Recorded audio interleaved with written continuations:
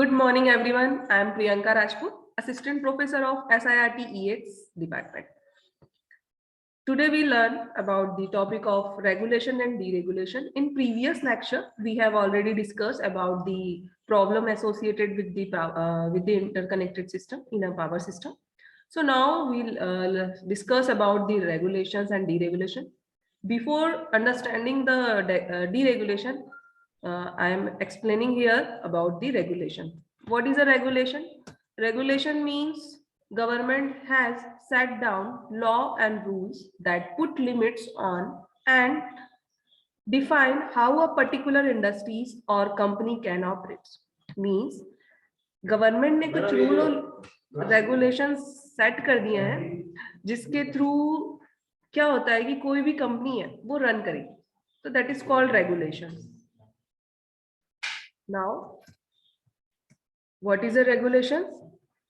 Again, regulations means the government has set down the laws and the rules that put limits on and define how a particular industries or companies can operate. Nearly all the industries in all the nations worldwide are regulated to some extent, even if it is in only with laws that contains them to do business under fair or fully disclose business practices or to operate their facilities within recommended safety guidelines. So what is the important benefits for regulations? First one, it's legalize the electric utility businesses.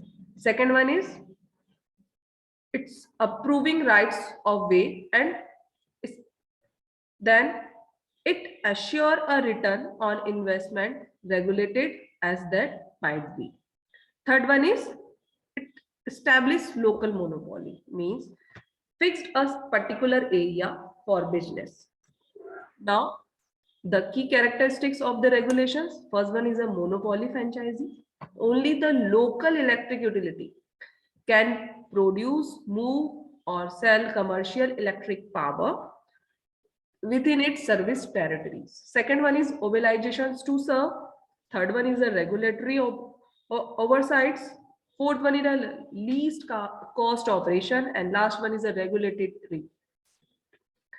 Then in a regulations time, vertical integrated diagram will be allowed, means generation, transmission, distribution and customers. Means energy will flow in only one direction, from generation to transmission, transmission to distribution, then after customers. Means, and you can see in this diagram, power will flow only one directions and money will flow only from customer to distribution. Means that time only one generating companies that will that was generate, then after transmitted, then after distributed, then after we use as a customer. But in a after regulation, introducing deregulations means introduce new structures as a vertical structure in regulation times, but whenever deregulation is became, that time this structure will change in the horizontal structures. Means deregulation means what? The electric deregulation is the process of changing rule and regulations that control the electric industries or to provide customer the choice of the electricity suppliers who are either retailer or trades by allowing competitions. This is new structure for the all the process. Now the deregulations in power system means the main object for the becoming a deregulation. First one, to provide the electricity for all reasonable demand. Second one is to encourage the competitions for generation and supply of electricity. Third one is to improve the continuity of supply and the quality of services. Fourth one is to promote efficiency and economy of the power system. Then main concept, important concept for the deregulation are, first one is a competition. Means why becoming a deregulation? Cause of encouraging the competition, cause the competition is at two levels in deregulated power industry: wholesaler, generator and retailers. Next, deregulation The rules governing the electric power industries are changed. The new structure. Third one is a open access. By becoming a deregulation, cause encouraging the privatizations. We all knows in almost states will converted electricity offices are converted in the privatizations. Yeah. Then second one is a increased competitions.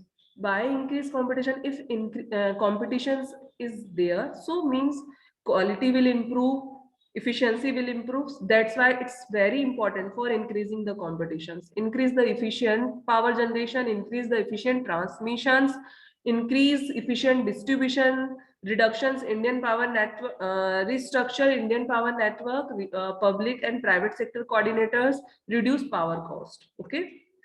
Now, before you can see here, before structure will use generation, transmission, distribution, and customer, but now the structure will use generation, transmission, generation name, new name is a Genco, Transco, Disco, customer, and PX. PX means power exchanger.